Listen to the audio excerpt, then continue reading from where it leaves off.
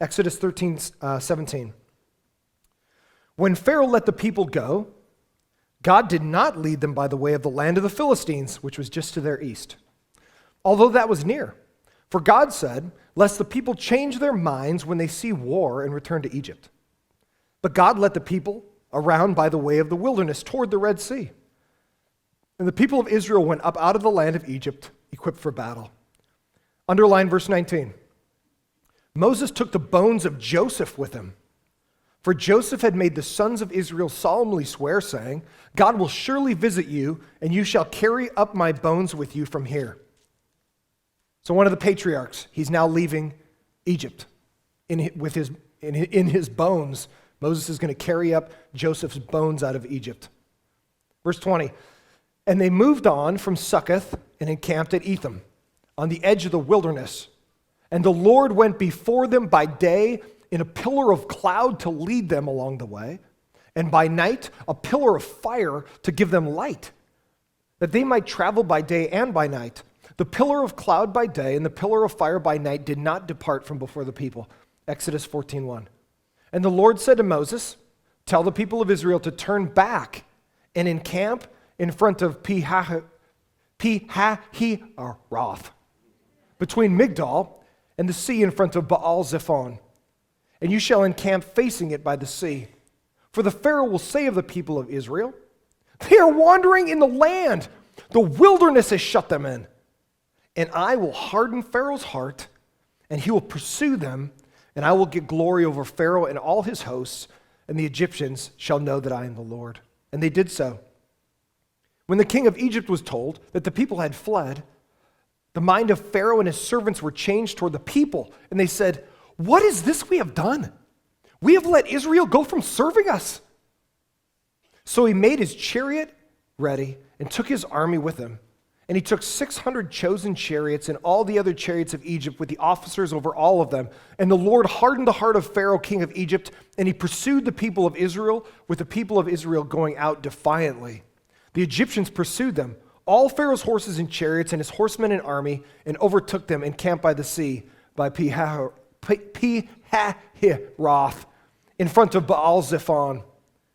When Pharaoh drew near, the people of Israel lifted up their eyes, and behold, the Egyptians were marching after them, and they feared greatly. And the people of Israel cried out to the Lord, and they said to Moses, underline verse 11, because you're going to hear about it for the next 40 years. Is it because there were no graves in Egypt that you have taken us away to die in the wilderness? What have you done to us in bringing us out of Egypt? Is this not what we said to you in Egypt? Leave us alone, that we may serve the Egyptians? For it would have been better for us to serve the Egyptians than to die in the wilderness. And Moses said to the people, fear not, stand firm, and you will see the salvation of the Lord, which he will work for you today. For the Egyptians whom you see today, you will never see again. The Lord will fight for you, and you have only to be silent. And the Lord said to Moses, why do you cry to me? Tell the people of Israel to go forward. Lift up your staff and stretch out your hand over the sea and divide it, that the people of Israel may go through on dry land. And I will harden the hearts of the Egyptians so that they shall go in after them. And I will get glory over Pharaoh and all his hosts, his chariots and his horsemen.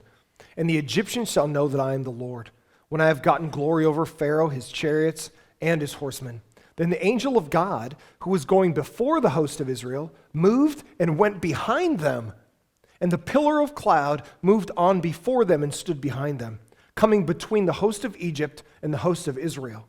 And there was a cloud in the darkness, and it lit up the night without one coming near the other. And Moses stretched out his hand over the sea, and the Lord drove the sea back by a strong east wind all night and made the sea dry land, and the waters were divided. And the people of Israel went into the midst of the sea on dry ground, the waters being a wall to them on their right and on their left. The Egyptians pursued and went in after them into the midst of the sea, and all Pharaoh's horses, his chariots, and his horsemen. And in the morning, watch, the Lord in the pillar of fire and the cloud looked down on the Egyptians' forces and threw the Egyptian forces into a panic, clogging their chariot wheels so that they drove heavily. And the Egyptians said, Let us flee before Israel, for the Lord fights against the Egyptians." Then the Lord said to Moses, "Stretch out your hand over the sea, that the water may come back down upon the Egyptians, upon their chariots and upon their horsemen." So Moses stretched out his hand over the sea, and the sea returned to its normal course when the morning appeared. And as the Egyptians fled into it, the Lord threw the Egyptians into the midst of the sea. The waters returned and covered the chariots and the horsemen, and all of the host of Pharaoh that had followed them into the sea, and not one of them remained. But the people of Israel walked on dry ground through the sea, the waters being a wall to them on their right and on their left. Thus the Lord saved Israel that day from the hand of the Egyptians, and Israel saw the Egyptians dead on the seashore. Israel saw the great power that the Lord used against the Egyptians, so the people feared the Lord, and they believed in the Lord and in his servant Moses. Wow! Wow! I just read to you the most famous story in the history of humanity. There's no story that's been told more times than this story. Even today, 3,500 years later, some guy in a funky little coat is preaching this story. That God did a miracle for his people. But let's see how that actually ended up becoming that way, because it's going to be instructive for us this morning. Number one, Israel is trapped by the Red Sea. Israel is trapped by the Red Sea. Have you ever felt trapped in your life? Anybody ever felt trapped? Trapped by your job? Oh man, I got to stay at this job. Stay at this job for the rest of my life. Gosh. I don't have any other skill. I can make ice cream, that's about it. Heat up some hot dogs. Never really learned anything else. I should have paid attention in high school instead of smoke pot every day. Shit, I'm stuck. Stuck at this job the rest of my life. And you realize, you go, the rest of my life I'm stuck here. I'm stuck in this job I don't like. Or my 401k is reliant on this particular job, and so my retirement is reliant on this job. You feel stuck in your marriage. Oh gosh, I got to live with her the rest of my life. Oh, I got to live with this guy. Do I have to live with this guy for years? Yep. Years, you're going to have to live with that guy. The snorer, the bear you sleep with the next 40 years. You feel trapped in your marriage. You feel trapped in your job. If you're a kid in the home, you feel trapped at home. I can't wait till I can go to college and be free from the tyranny of my parents. And then for those of us that went to college, we're like, Mom, Dad, could you send some money, put some money in my account? Oh, I thought you wanted to be free from the tyranny of Mom and Dad. Remember that? Yeah, but the tyranny could send me some money. That'd be great. All of us feel trapped at different seasons of our lives. When your marriage is going great, best thing in the world. When it's going horrible, you're like, I'm trapped. I hate it. I want to get out of here. Job, if you love your job, it's a joy to get up in the morning. It's a joy to sit on the 15 and eke your way down into San Diego. But when you hate your job, the minute your eyes become conscious in the morning, you just go, oh, God, I can't believe I got to go to this stupid job again. Because it's a mental thing. It's not physical. You're not being physically tortured. It's just in your mind you feel trapped. And that affects how you act. And that's exactly what happens to Israel this morning. They think they're going to be free. Moses is going to lead them on out. Everybody ready? Let's go on a journey together. And everybody's like, yay, we're going to be free from slavery. And then all of a sudden, Moses takes them and he traps them between the sea and the mountains. And the Egyptians come and go, oh, we're going to take you back. And let's see how the Israelites handle feeling being trapped. After the death of the firstborn, the Egyptians begged the Israelites to leave, which we looked at a couple weeks ago. As Moses had prepared the people earlier, nearly 2 million Israelites left the city of Ramesses, which is the modern city of Katir in Egypt, in the land of Goshen. Instead of going into Philistine territory to encounter war, which was directly east of them, directly east of Egypt, God led them southeast by a cloud by day and a pillar of fire at night. They eventually stopped with the Red Sea, and it's the Hebrew word Yavsuf, which means sea of reeds, or like when the reeds come up in the marsh, like a sea of these reeds coming up.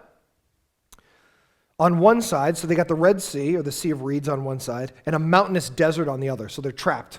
Now, 3,500 years ago, the Gulf of Suez probably stretched north beyond the Bitter Lakes, also called, the whole thing being called the Sea of Reeds. So I want you to see this map.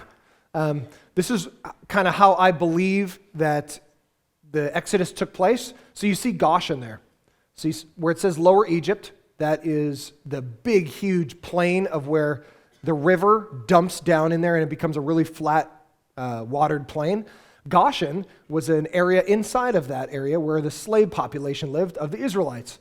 So inside of there, Moses goes and gets the people. They leave Goshen, and you see that red line, which is what I believe scripturally how the Exodus took place.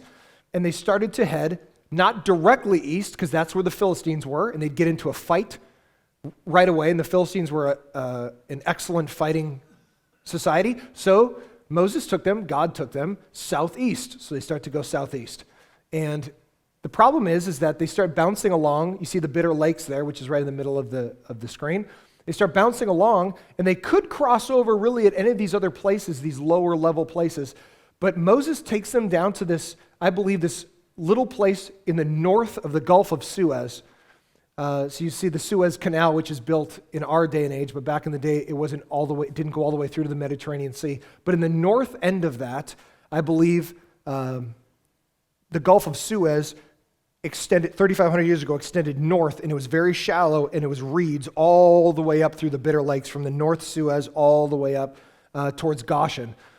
Not so much so today because of sediment, but I believe that's where it happened. So he takes them south, and the problem is that they could have crossed over in an easier way, but God takes them and traps them, and they get trapped between the north end of the Gulf of Suez and this mountain range. So put the next one up, next slide. Right here is the north end of the Gulf of Suez. The upper left-hand side of that picture is Goshen. So you see, they could have gone directly over into Philistine territory to the right, to the east, but they come south, staying to the left of all of this water, and they end up, I believe, they get stuck here in this little land point right here, which is in modern day, it's a modern day port. It's a small port in Egypt. So I believe they get stuck here. The mountains are on one side, the water's on the other, and the Egyptians clog the only way out right there. I believe that's where the pillar of fire stopped them from coming upon the Israelites. They get trapped here, and they have nowhere to go. So that's where they're stuck.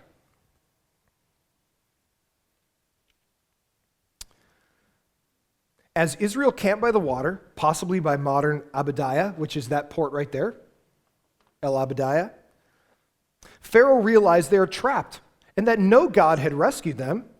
So he sends his war chariots to recover them. God sets a trap for the blindly arrogant, so they are caught in it. And I want to make this point to you and me. Ready? If you are an arrogant, prideful person and you do not take instruction well, God will set a trap for you. You want to know why? Because God can't stand arrogance. And much like we don't like to see arrogance on our own kids, when we tell them, hey, please don't do that. And your kids go, I got it, don't worry about it. I'm telling you as your parent, please don't do that. No, don't worry about it. I tell you what, Mom and Dad, I got it. I got it. Are you sure, son? Daughter, you got it? I got it. You're sure? You're 14. You sure you know what you're doing? I'm 14. I know everything. You kidding me? I've been around. And you haven't even been around Temecula, son. What are you talking about? It's that idea that I got it. I don't need your help. I got it. I'm good. Everything's fine. I'll handle it. And in our lives, we say to God many times, I got this. I'm going to handle my marriage. I'm going to handle my job. I'm going to handle my kids. I'm going to blah, blah, blah, blah. I'm going to handle my whatever. And God goes, man,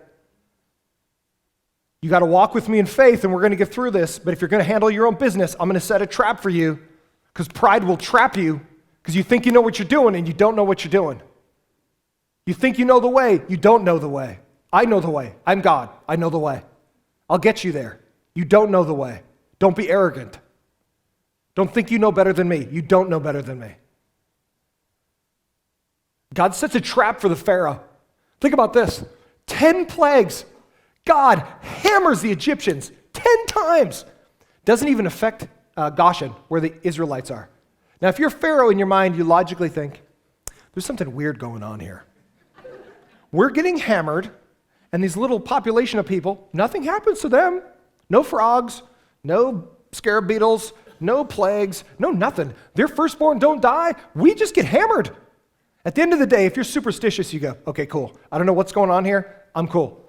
You guys just go. Go. Bye. See ya. See ya. Go somewhere else. Go out in the desert and die. I don't care what happens to you. But just don't stay here.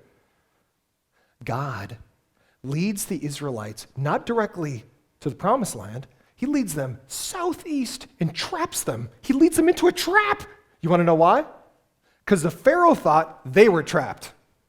But he was so arrogant to think there was no real God that did all these plagues. It was all chance. It was all happenstance. So he goes, you know what? Let's go back and get those guys. Why in the world did we let these guys go? And the Pharaoh was so arrogant that he pursues the people after 10 plagues, and God goes, still didn't learn, huh? You got this? Okay. We're going to see who's got it now. And instead of going, I don't care what happens to those people, I'm not going to bother them anymore. He goes, you know what? I think it was all chance. There's no God. I'm going to go get those people and bring them back here. God goes, okay. You want to play hardball? We're going to go for a little walk under the water.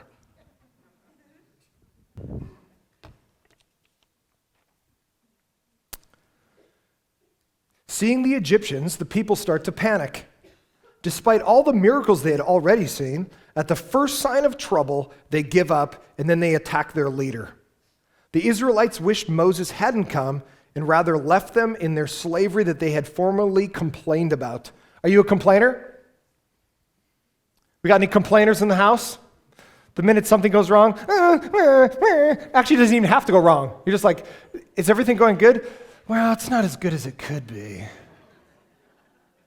What do you mean? Is something bad going on? No, I wouldn't say it's bad. I would just say it's just not as good as it could be. What does that even mean? What does that mean? I don't know. It's just not so great. So things are bad. I wouldn't say bad. I would say, why don't you just say things are awesome? I don't have cancer. None of my kids are dead. I got a job. I got a house. So I'm not living under a bridge. I live in Temecula, which is one of the best places in the history of humanity to live. Just be happy about something. Yeah, but it could be so much better.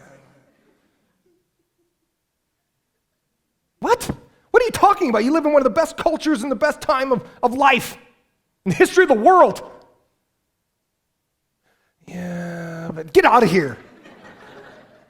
It's like, are you a complainer? And what complaining is it's the front end of pride. Because pride says, it could be better. God could do better for me. Complaining is the veneer of pride. Because complaining says, it's not as good as it could be, or it's not how I want it. Because complaining says, you know what, if it was up to me, I do God stuff a little bit different. If I was God, I'd manage things a little differently than he is. I mean, he's a little bit off today. So if he put me in charge, if I was supervisor, I'd do things a little different than God. But I'm not complaining. I'm just saying. The people, watch this, ready? Track with me, ready? Moses doesn't even want to be the leader. Anybody remember Moses from like a month and a half ago? God goes and grabs Moses as a shepherd. He's out going, okay, good job. You didn't run away today. Good job. Just go stay over there by that rock. That's the extent of his leadership abilities. Do I got 4, 5, 6? What happened to that one with that weird thing on his face? Oh, he's over there. Okay, 7. Looks like I got everybody. Cool. Sit down on a rock. Hit a couple rocks with your staff. That's the extent of his leadership ability. God goes, I want that guy to pull out my people from the most powerful nation in the world. He's not even a good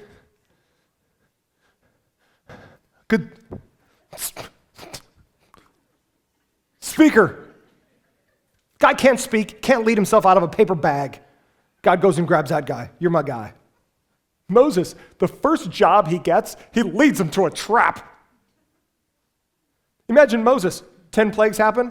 Moses feels the power of God in his life. He has just brought the 10 plagues through the power of God into Egypt. And everybody looks at Moses and goes, dude, you're the man. Moses goes, maybe I am the man. Ready, everybody? Everybody rallies behind Moses, all 1.5 million people. We start marching out of Egypt, start heading southeast. Everybody's following Moses. Yeah, man, we're out of here. We're out of here. We're not going to be slaves no more. Get out of here. I'm coming back to this place. This place is junk. All these pyramids and whatever. Build your own pyramids. We're out of here. Moses.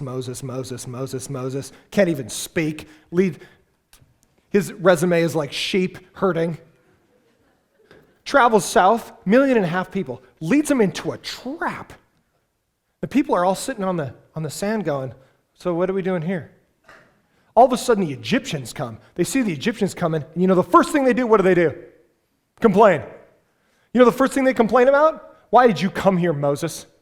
You want to know why he came? Because you guys complained for 100 years. Look what they say. Look at this, Exodus 14. Exodus 14:12. Is this not what we said to you in Egypt? What's the first words they said to him in Egypt? Leave us alone, that we may what? That we may serve the Egyptians. What? You just got done saying, God, lead us out of here. We hate this. So God sends you a guy, and now the very first time you run into trouble, you're like, I give up. We got any giver-uppers in here? A bad combination of giving up and complaining at the same time? Oh, I told you it's going to be like this. Told you. I told you it's going to be lame. Didn't I tell you before we went on this trip? Told you it's going to be lame. Now you're lame.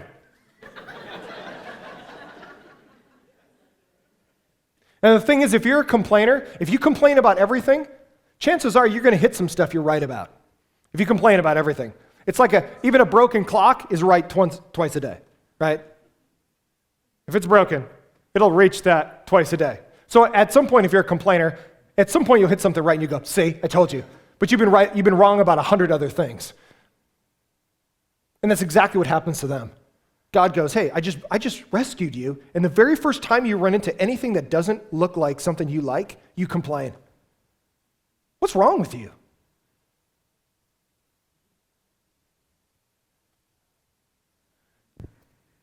But poor Moses, he's stuck with 1.5 million people of complainers. And guess what? He's going to end up with them for 40 more years. You think you feel trapped in your marriage? Wow. Nobody gets trapped like Moses.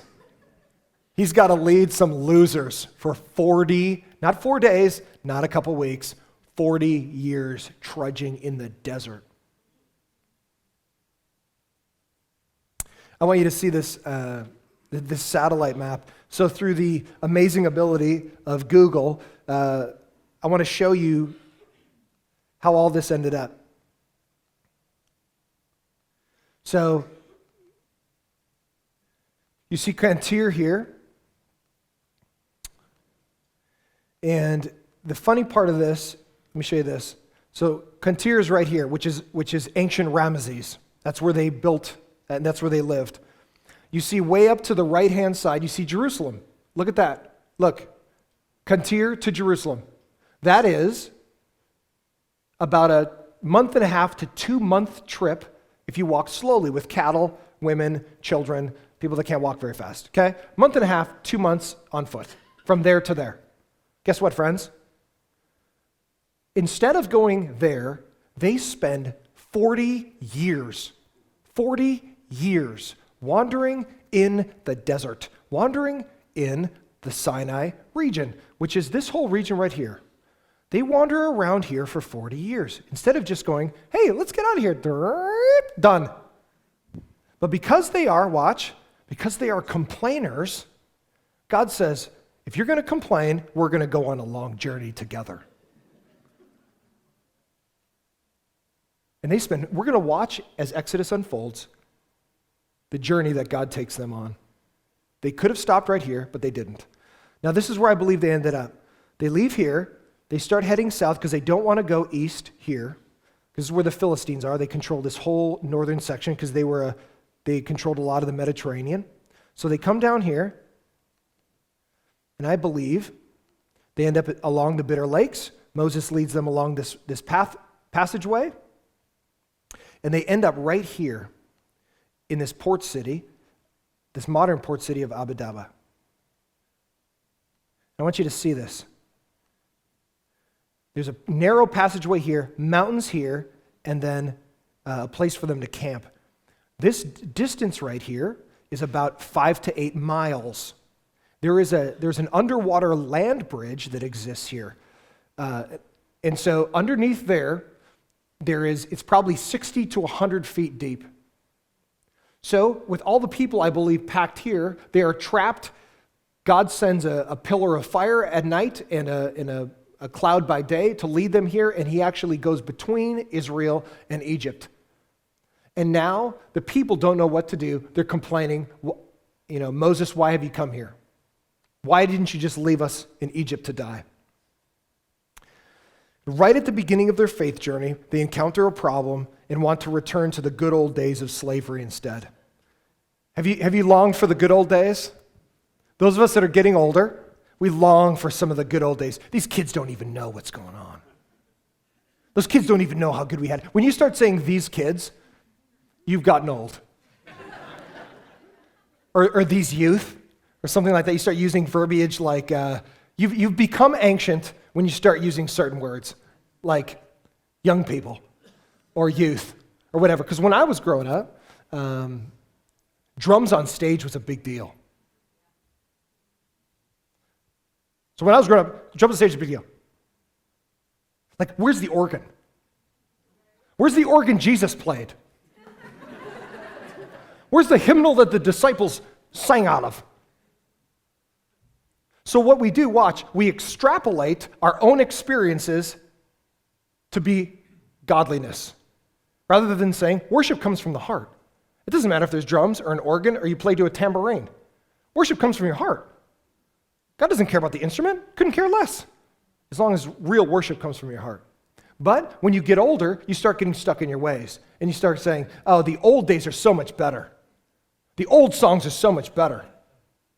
The old blah, blah, blah is so much better. When the generation before you thought the same thing about your generation.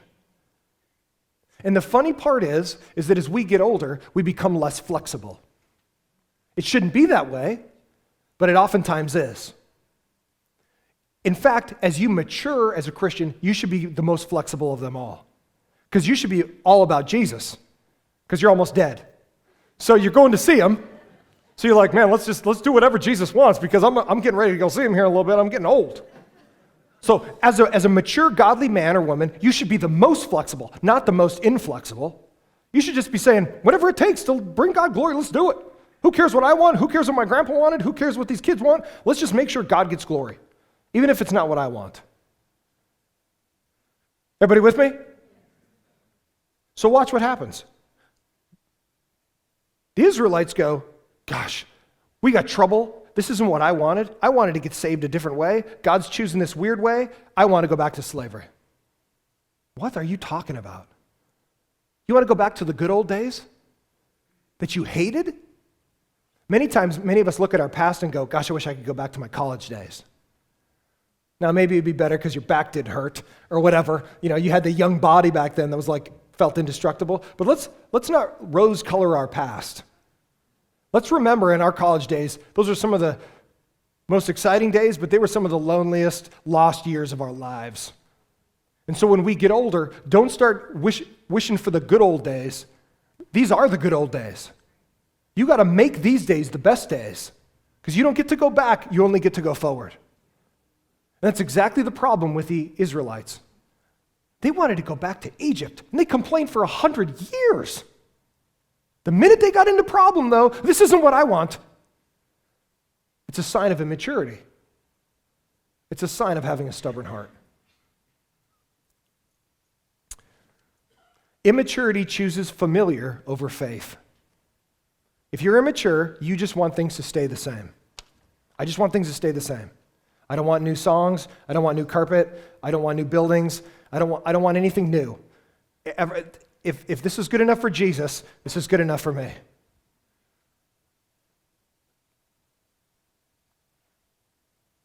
Don't get caught in the rut of wanting things to be your way or the way you like things. Understand that God has a will for the future, and you and I need to mold to that. God doesn't mold his future to us.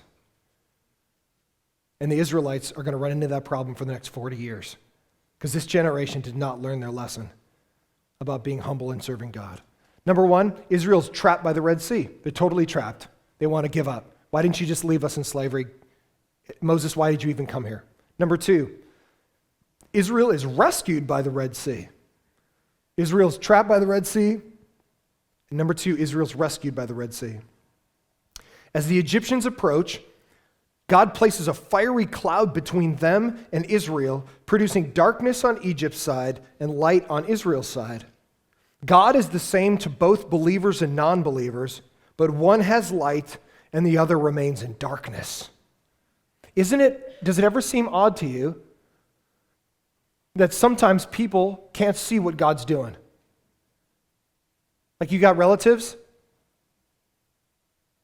that God's doing something amazing in your life, and your relatives are like, dude, that's just chance. Or that just happens to everybody. And you're like, no, I don't think you understand. God did a miracle in our marriage and saved our marriage. God did a miracle when Johnny, my meth addict son, I thought he was going to live under a bridge in Old Town Temecula for the rest of his life, and God miraculously got his act together. I didn't have a job. I couldn't even pay our bills, and God got me a job out of nowhere. And your family and friends go, that ain't God. That's just whatever. No, it isn't whatever. It's like, I know God did something amazing. And so watch. Israel's trapped, Egypt's here, and God is the same God always, but to some that don't believe, they will always be in darkness. And all of us were here at some point. We were in darkness, mocking and making fun of God, but we couldn't see him because we were blind. We were in darkness. And then once we came to know Christ, we lived in light. It's the same God, but it's a difference of faith. It's a difference of being God's people versus being against God. The cloud gave darkness and thick fog so they didn't come near Israel. And Israel, when God opened the waters, he held up these walls of water, and it says that Israel passed through on dry ground all night. So it probably took them 6, 7, 8 hours for 1 million people to walk 5 or 6 miles across this land bridge. And all of a sudden, in the morning, God lifts the cloud, and the Egyptians go, oh, hey, how did they get across there? And you know what I love about this? You know what arrogance says? I think we can go too. What? Yeah, arrogance says, oh, it's good enough for them. It's good enough for us. You just got your butt kicked for months by God. He didn't do anything to those people, but he just smoked Egypt. And now you're thinking that you can just go through these wall of water and survive? Imagine the Egyptian warriors are like, I don't know if we should do this. And the Pharaoh's like, dude, the water's standing up. Everything's fine. They went through. This is a little bit funky. I'm going to admit to you guys. Never seen this before. This might not go well.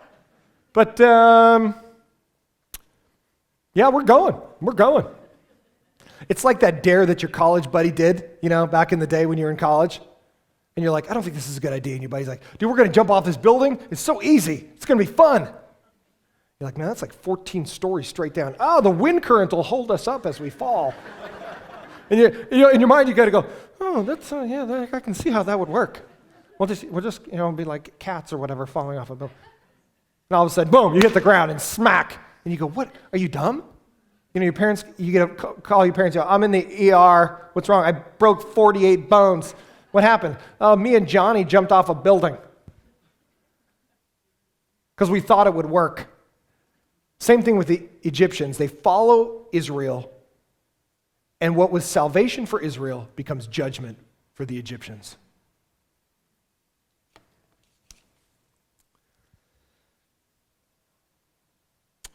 Before he knows what God will do, Moses tells the people to have no fear and that they will never see this army again. Godly leaders trust God. God then instructs Moses to tell the people to go forward before he has even parted the water. As Moses waves his staff over the sea, billions of gallons of water pile up, creating huge walls to the left and the right. During the night, Israel crossed over on dry ground, and when the cloud lifted, the Egyptians pursued them. After Israel finished crossing and the army was near shore, God confused them, and as Moses waved his staff, tons of water crashed down, killing the entire army. The same passageway that was salvation for God's children was judgment for God's enemies. Faith without testing is wishful thinking, and God is trustworthy even when people are trustless. You know what's funny about our church is we don't have a church of complainers.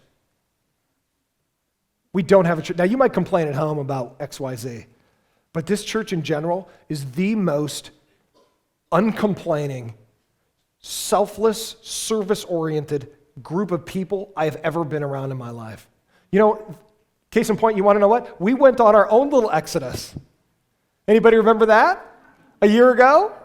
We didn't cross any water, but we went up Margarita. If you're just joining us, a year ago, we were blowing this place up, still are to this day. We're in 3 services now. A year ago, we were in 2 services. And I was just asking God, what do you want us to do? We don't have any room. Where do you want us to go? And God says, I want you to go to Margarita Middle School. Kind of a weird place for God to send our people. And you know what? I had pastors telling me, do not do that. It's going to implode. The people, you got your own buildings. You got your own place. Why in the world would you leave? That's stupid. Don't do that. I had people tell me that. You're going to blow the church up. People are going to leave and they're going to go wherever. And I said, you know what? I don't really care because we can't fit more people in. We got to figure out what God wants us to do. And you know what this church did? Not one person complained. We all just rallied and said, you know what? This is going to be funky. We went mobile from a church that had its own property and buildings. You want to know why we did that? Not because it was comfortable. We went because we cared about Jesus being told to the people. So we could bring people in to hear about Jesus. And we trudged off our property out of Egypt through the Red Sea of the Margarita. That's what it means in Hebrew. And we went to Margarita Middle School, totally senseless, unless you believe God was moving. And I say that to your guys' credit, because the people of this church are unbelievably fantastic. And I didn't feel like Moses going, God, why did you send me here? Because it was amazing. God did amazing work. To this day, we have residual from following God. Now we're back here in 3 services, and we're still trying to figure out what God's doing as far as growing and building buildings. But the point is, we stepped out in faith. And let me leave you with this. Even when we are not feeling like we can trust God, God is trustworthy. Even when we are faithless to God, God is faithful to us. Even when we don't want to follow God, God still leads us faithfully. You know what's awesome about God? Is that God loves you so much that he doesn't just rely on your lameness to be faithful to you. God says, even if you're super lame, even if you don't follow me, even if you're rebellious and you hate me, I still love you. And I'll still lead you. You know what's going to be crazy about the next month as we look at the 40-year wandering? Is that generation didn't have much faith in God, but God was still faithful to them. God still fed them every day. God gave them shade every day. God gave them heat every night. God loved his people even when they were faithless. Be encouraged this morning by the most famous story in history, by the most retold story in history of humanity. That the point of this story is that God might not do everything the way you want it done, but if you're willing to follow him, he will be faithful to you. God will never fail you. It might not be your way. He might not lead you on the path of your righteousness, but he will lead you on the path of his righteousness. And it might go a different way, but I can guarantee you this: God never fails his children. God loves you. God loves your family. Even when you are faithless, God is faithful to you. Even when you are trustless in God, God is trustworthy. God will do things amazing in your life. He will create miracles in your life. He will make walls of water that have never existed in the history of humanity for you. But you got to be willing to follow. Don't be a complainer. Don't complain. Don't be negative. Say, God, this isn't the way I want it, but I want your will first. Always be moldable. Don't be hard. Be moldable. And God will do amazing things in your life, guaranteed. It's not a question, it's a guarantee. God will do amazing things, but you must follow him with your whole heart to see the goodness of God in this world.